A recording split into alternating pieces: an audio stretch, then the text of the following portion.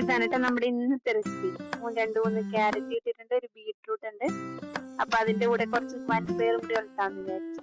അപ്പൊ വൻപയർ വേഗണ സമയം കൊണ്ട് നമുക്ക് ക്യാരറ്റ് ഒക്കെ അരിഞ്ഞെടുക്കാം.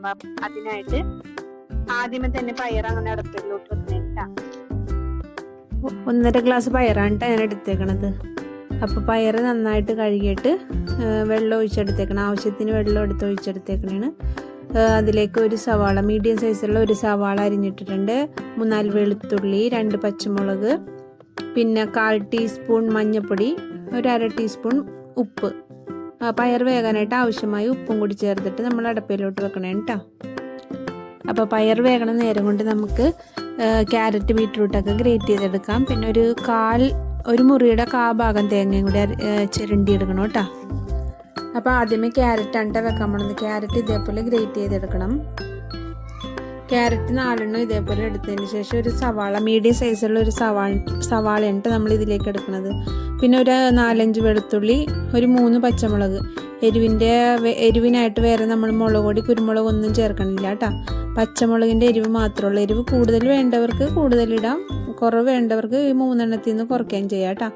അതൊക്കെ ഓരോരുത്തരുടെ ഇഷ്ടം പോലെയാണ് ചെയ്യേണ്ടത്. അപ്പോൾ വെളുത്തുള്ളി അരിഞ്ഞെടുത്ത്, ഇനി പച്ചമുളകും കൂടി അരിഞ്ഞെടുത്ത് ഇത് മാറ്റി വെച്ചിട്ട് ഒരു 1/4 മുറി തേങ്ങ ചിരണ്ടിയെടുക്കാം. ഒരു 2 പിഞ്ച് നല്ല ജീരകം കൂടി പൊടിച്ചെടുത്തിട്ടുണ്ട് കേട്ടോ. അതാണ് തേങ്ങയുടെ പുറത്ത് കിടക്കുന്നത്.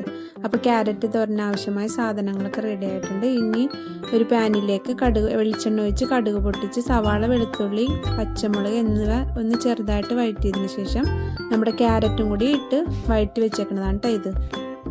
ഇത് നന്നായിട്ടൊന്ന് ഇളക്കി യോജിപ്പിച്ചതിന് ശേഷം നമുക്ക് പീര ഇട്ട് കൊടുക്കാം കേട്ടോ. പീരയില്ലേ, ജീരകം കൂടി ഇട്ടിട്ടുണ്ടല്ലോ, അതൊന്ന് കൈവച്ചൊന്ന് നന്നായിട്ടൊന്ന് തിരുമ്മി ഒന്ന് പിടിപ്പിച്ചതിന് ശേഷം നമുക്ക് ക്യാരറ്റിലോട്ട് ഇട്ട് കൊടുത്താൽ മതി കേട്ടോ. ഇത് നന്നായിട്ടൊന്ന് ഇളക്കി യോജിപ്പിച്ചതിന് ശേഷം ഒരു മിനിറ്റോളം ഒന്ന് മൂടി വെച്ചിട്ട് ഒന്ന് ആവി കൊള്ളിച്ചോട്ടെ. അപ്പോൾ ക്യാരറ്റ് തോരൻ റെഡി ആയിട്ടുണ്ടേ. അപ്പോൾ ഇനി ബീട്രൂട്ടാണ് ഒലത്താൻ പോണത്. അതിനായി ബീട്രൂട്ടും ഞാൻ ഗ്രേറ്റ് ചെയ്ത് തന്നെയാണ് എടുത്തിട്ടുള്ളത്. ഒരു 2 പച്ചമുളക്, ഒരു 3-4 വെളുത്തുള്ളി, ഒരു സവാള. പച്ചമുളകിന് എരിവിന് പകരം നമ്മൾ കുരുമുളക് പൊടി ചേർക്കുന്നുണ്ട് കേട്ടോ. അതുകൊണ്ടാണ് പച്ചമുളകിൻ്റെ എണ്ണം കുറച്ചേക്കണതേ. അപ്പോൾ ഇനി നമ്മൾ എടുത്ത് വെച്ചിരിക്കുന്ന സവാള, പച്ചമുളക്, വെളുത്തുള്ളിയൊക്കെ നന്നായിട്ട് അരിഞ്ഞെടുക്കാം കേട്ടോ. ഇവിടെ എല്ലാം അരിഞ്ഞെടുത്തിട്ടുണ്ട്. ബീട്രൂട്ട് ഗ്രേറ്റ് ചെയ്തെടുത്തിട്ടുണ്ട്, ബാക്കിയെല്ലാം അരിഞ്ഞെടുത്തിട്ടുണ്ട്. ഇനി ഇത് ചട്ടിയിലോട്ട് ആവശ്യത്തിനായി എണ്ണ ഒഴിച്ച് കൊടുത്തിട്ട് കടുകിട്ട് കൊടുക്കാം കേട്ടോ. കടുകൊക്കെ പൊട്ടി വന്നതിന് ശേഷം നമ്മുടെ സവാള, പച്ചമുളക്, വെളുത്തുള്ളി ഇവ 3 കൂടി ഒന്ന് വഴറ്റിയതിന് ശേഷം ക്യാരറ്റും കൂടി ഒന്ന് ഇട്ട് ഇളക്കി കൊടുക്കാം കേട്ടോ. എന്നിട്ട് ആവിയിലാണ് നമ്മളിത് വേവിക്കണത്. ആവശ്യത്തിനായി ഉപ്പും കൂടി ഇട്ട് കൊടുക്കേണ്ടത്, മഞ്ഞൾപ്പൊടി ഒരു 1/4 ടീസ്പൂൺ എന്നിവയും കൂടി ചേർത്തിട്ട് വേണം കേട്ടോ ക്യാരറ്റ് ഇട്ട് കൊടുക്കാനായിട്ട്. എന്നിട്ട് നന്നായിട്ട് ഇളക്കി യോജിപ്പിച്ച് 2-3 മിനിറ്റ് നമുക്ക് മൂടി വെച്ച് വേവിക്കാം കേട്ടോ. എന്നിട്ട് അത് തുറന്ന് നോക്കി നന്നായിട്ടൊന്ന് ഇളക്കിയിട്ട് തീ ഓഫ് ചെയ്യാം കേട്ടോ. ഇനി നമ്മൾ വൻപയറാണ് വെക്കാൻ പോണത്. പയർ നമ്മൾ കുക്കറിൽ വേവിച്ച് വെച്ചിട്ടുണ്ടല്ലോ. അപ്പോൾ ഇനി കടുക് താളിച്ചിടാൻ വേണ്ടിയാണ്. അതിനൊക്കെ ഒരു ചട്ടി വെച്ചിട്ട് ആവശ്യത്തിന് എണ്ണ ഒഴിച്ചിട്ട് കടുക് ഇട്ട് ഒരു 3-4 വെളുത്തുള്ളി നീളത്തിൽ അരിഞ്ഞെടുത്തിട്ടുണ്ട്, അതും കൂടി ഇട്ടിട്ട് ഒന്ന് മൂത്ത് വരുമ്പോഴേക്കും വേപ്പില ഇട്ട് ഒരു 1/4 ടീസ്പൂൺ മഞ്ഞൾപ്പൊടി, ഒരു ടീസ്പൂൺ മുളക് പൊടി എന്നിവ ചേർത്തിട്ട്, ഇടിച്ചമുളക് ഉണ്ടെങ്കിൽ അതായിരിക്കട്ടെ ചേർക്കാൻ നല്ലത്. എൻ്റെ കയ്യിൽ ഇപ്പോൾ ഇടിച്ചമുളക് തീർന്നു പോയി, അതുകൊണ്ടാണ് ഞാൻ പൊടിമുളക് ഇടണത്. കാശ്മീരി മുളക് പൊടിയാണ് ഞാൻ ഇതിലേക്ക് ഉപയോഗിച്ചേക്കണത്. എന്നിട്ട് അതൊന്ന് മൂത്ത് വരുമ്പോൾ നമ്മൾ വേവിച്ച് വെച്ചിരിക്കുന്ന പയറും കൂടിയിട്ട് ഇളക്കി യോജിപ്പിച്ച് കൊടുക്കാം കേട്ടോ. തിളച്ച് വരുമ്പോഴേക്കും തീ ഓഫ് ചെയ്ത് ഒരു ഇത്തിരി പച്ചവെളിച്ചെണ്ണ കൂടി ഒഴിച്ച് കൊടുത്തോട്ടോ. ഇനി ഉണ്ടാക്കുന്നത് ചമ്മന്തിയാണ്.